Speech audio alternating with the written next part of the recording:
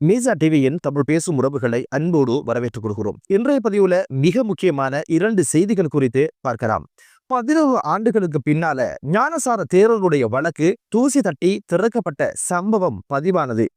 வழக்கு விசாரணையில அதிர்ந்து போன நீதிபதி அதற்கான காரணம் தான் என்ன, எதனால 11 ஆண்டுகள் தாமதம் அப்படின்னு பல்வேறு விஷயங்களை பேசுவதோட முப்படை தலைமையகத்துக்கு அருகில நடத்தப்பட்ட துப்பாக்கிச் சூட்ல பலியான பிரபல சட்டத்தரணையுடைய பின்புலம் என்ன அப்படின்ற அதிரும் பல்வேறு செய்திகள் தான் இன்றைய பதிவு.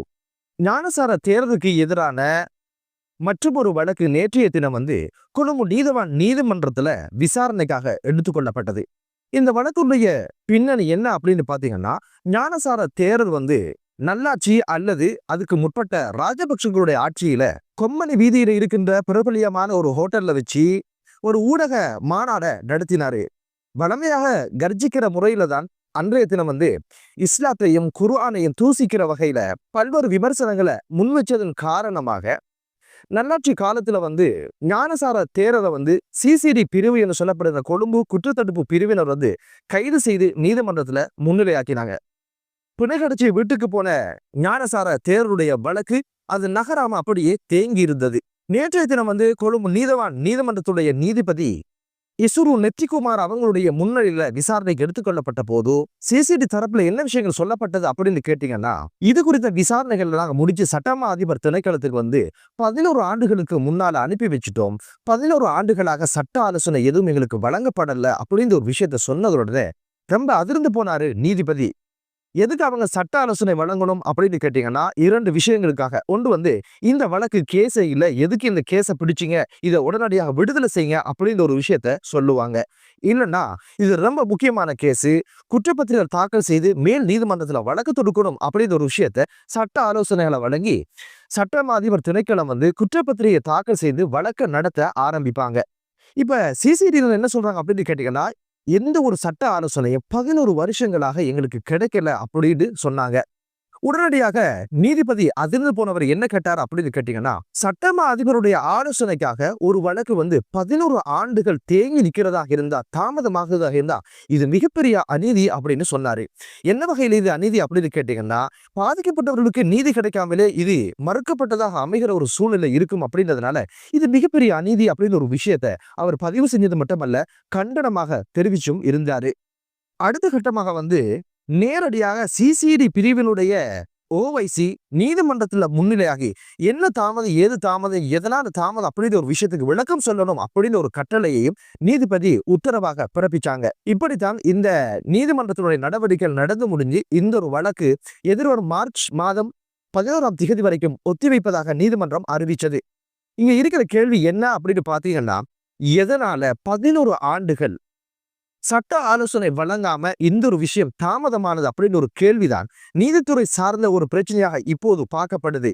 11 ஆண்டுகளாகியும் சட்ட ஆலோசனை வழங்க முடியல அப்படின்னு கேட்டீங்கன்னா, அங்க மனித வளங்கள் போதாதா அல்லது அதுக்கான ஆளுமைகள் இல்லையா அப்படின்னு கேட்டீங்கன்னா, எல்லாமே இருக்கு. இங்க இருக்கிற விஷயம் என்ன அப்படின்னு பாத்தீங்கன்னா, அதுக்குள்ள இருக்கிற அரசியல் தான். நமக்கு தேவைப்பட்டவங்க அரசியல்வாதிகளுடைய அவதாரத்தோட செய்யப்படுகின்ற குற்றங்களுக்கு ஒரு நாளும் சட்ட ஆலோசனைகள் வழங்குவதும் இல்லை, அவைகள் வழக்காக விடுவதும் கிடையாது. வசீம் தாஜுதீனுடைய கேஸ் அப்படி கிடப்புல கிடக்குது. லசந்த விக்ரமதுங்க அவங்களுடைய வழக்கு கிடப்புல கிடக்குது. பல்வேறு அரசியல் படுகொலை சொல்லப்படுகின்ற விஷயங்கள் ஒரு நாளும் வெளிச்சத்துக்கு வருவதும் கிடையாது, அவைகளுக்கு நியாயம் கிடைப்பதும் கிடையாது. அதே போல சட்டமா அதிபர் திணைக்களத்துல எதுக்காக இது தேங்குது, ஏன் இந்த ஒரு விஷயம் குறித்து சட்டமா அதிபர் திணைக்களத்துல உள்ளவங்க இந்த வழக்குகள் குறித்து சிந்திக்கிறாங்க இல்ல அப்படின்னு ஒரு விஷயம் குறித்து அரசும் நீதித்துறை சார்ந்த அமைச்சும் கூடிய சீக்கிரம் தீர்க்கமான முடிவெடுத்து இந்த ஒரு விஷயங்களை காய் நகர்த்துகின்ற வேலையை பார்க்கின்ற ஒரு வேலையை செய்யாவிட்டால் நிச்சயமாக ஊழல்வாதிகளை உள்ள போட முடியாது, அவர்களுக்கான தண்டனையை வாங்கி கொடுக்கவும் முடியாது. இதற்கான முடிவை அரசு கட்டாத வரை நிச்சயமாக ஊழல்வாதிகளோ குற்றவாளிகளோ இனவாதிகளோ உள்ள போகின்ற சூழ்நிலை உருவாகாது. அந்த இடத்தில் என்னென்ன மாற்றங்கள் ஏற்படுத்த வேண்டுமோ அந்த மாற்றங்களை அரசு முன்னின்று மாற்றாத வரை நிச்சயமாக அரசு தோற்றுப்போகும் என்பதுதான் மீசா டிவியினுடைய பார்வை. பொறுத்திருந்து பார்க்கலாம் என்ன வகையான மாற்றங்களை அதுக்குள்ள அரசு ஆக்க போகுதோ அப்படின்ற ஒரு விஷயம். அது மிக சவாலான விஷயமாகத்தான் இருக்கும், மாற்று கருத்தில்லை. பொலிஸ்மா அதிபரை மாற்றியதுக்கு பிற்பாடு எவ்வளவோ நல்ல பல விடயங்கள் நடந்து முடிந்தது புதிய பொலிஸ்மா அதிபரினூடாக. அதே போலதான் அங்கும் பல மாற்றங்கள் நடந்துட்டா நிச்சயமாக எந்த ஒரு வழக்கும் தேக்க நிலையில இருக்காது. ஏதோ வகையில் இப்போது 11 ஆண்டுகளுக்கு பின்னால ஞானசார தேரருடைய வழக்கு இப்போது விசாரணைக்கு வந்திருக்குது. அடுத்த கட்ட நகரப்போகுது. ஆனா கடந்த சில தினங்களுக்கு முன்னால ஒரு விஷயத்த அடிச்சு விட்டாரு. ஏதோ அவருக்கு ஞானம் கிடைச்சது போல. அவர் என்ன சொன்னார் அப்படின்னு கேட்டீங்கன்னா, டாக்டர் ஷாவிட விடயம் குறித்து தாம் வாய் திறக்க இல்லைன்னு சொல்லியும், முஸ்லிம் வர்த்தகர்களை புறக்கணிக்கணும் அப்படின்ற விஷயத்தை தான் சொல்லவில்லை என்றும், அதே போல மலட்டு கொத்து மலட்டு ஆடை பற்றி எந்த ஒரு விஞ்ஞானபூர்வமாக நிறுவப்படாத எந்த ஒரு விஷயத்தையும் தான் கருத்துரைக்கல, தான் ஒரு புத்திஜீவி என்றும் தான் எப்போதும் உண்மை பேசுவதாக மட்டுமே சொல்லி இருந்தாரு. இந்த மனமாற்றம் எதனால அப்படின்னு கேட்டீங்கன்னா, கசப்ப தேரரை 27 நாட்கள் விளக்குமுறையில வச்சு சம்பவம் பண்ணிய இந்த சூழ்நிலையில தானும் சிக்கிக்கொண்டா சிக்கலாகிடும் அப்படின்றதுனால தான் கடந்த காலங்கள் அப்படியெல்லாம் பேசல அப்படின்னு ஒரு விஷயத்த சொல்லி இருந்தாரு. அப்படி சொல்றதை விட இதுக்கு பிறகு இப்படியெல்லாம் பேச மாட்டோம் அப்படின்னு சொல்லி இருந்தா ரொம்ப ஆரோக்கியமாக இருந்திருக்கும். என்னதான் இருந்தாலும் இங்கு தேவையானது இனவாதம் மதவாதம் என்ற அந்த வாதங்கள் எல்லாம் விட்டு போட்டு நாட்டிற்காக உழைக்கின்ற அல்லது வாயை பொத்திக்கொண்டு ஒரு ஓரமாக இருக்கின்ற, உபகாரம் செய்யாட்டின் பரவாயில்ல உபத்திரவம் செய்யாத ஒரு பிரஜையாக இருக்கிறது தான் ஒவ்வொரு பிரஜைக்கும் ஆரோக்கியம் என்ற ஒரு வினயமான ஒரு வேண்டுதலோட அடுத்த செய்தி என்ன அப்படின்னு பாத்தீங்கன்னா, நாட்டையை உலுக்கி போட்ட இரட்டை கொலைதான் அது. முப்படை தலைமையகத்துக்கு முன்னால பட்ட பகல்ல பரபரப்பான அந்த சூழல்ல இனம் தெரியாத 2 நபர்கள் கீழ்ஸ் பாக்கில நிறுத்தி வைக்கப்பட்டிருந்த காரை இலக்கு வைத்து துப்பாக்கி பிரயோகம் நடத்தியதுல கணவன் மனைவி இருவருமே பலியான சம்பவம் பதிவானது. யார் இவங்களை யார் இலக்கு வைத்தாங்க அப்படின்னு பல்வேறு விஷயங்கள் இப்போது வெளிவர ஆரம்பிச்சிருக்கு. இந்த துப்பாக்கி சூட்டுல பலியான 2 பேரும் யார் அப்படின்னு பாத்தீங்கன்னா, சட்டத்தரணி புத்திக மல்வராட்சியும் அவருடைய மனைவி நிசன்சலா மானி அப்படின்னு சொல்லப்படுது. எதற்காக ஒரு சட்டத்தரணியை இழுக்கு வச்சாங்க அப்படின்னு சொல்லி போலீசார் முதற்கட்ட விசாரணைகளை தொடங்கினாங்க. முதற்கட்டமாக தெரிய வந்த விஷயம் என்ன அப்படின்னு பாத்தீங்கன்னா, குறித்த சட்டத்தரணி பாதாள உலக குழுக்களை சேர்ந்த கணேமுள்ள சஞ்சீவ கரந்தனிய சுத்தா போன்றவர்களுடைய வழக்குகள்ல ஆஜராகின்ற வழக்கத்தை கொண்டவர் அப்படின்னு ஒரு விஷயம் தெரிய வந்திருக்குது. மேலும் விசாரணையில என்ன தெரிய வந்திருக்கு அப்படின்னு கேட்டீங்கன்னா, கரந்தனிய சுத்தா தான் ஏதோ ஒரு வகையில ஆக்களை வச்சு இந்த ஒரு விஷயத்தை கைங்காரியத்தை செய்து முடிச்சிருக்கிறார் அப்படின்னு ஒரு சந்தேகம் வலுக்க ஆரம்பிச்சிருக்கு.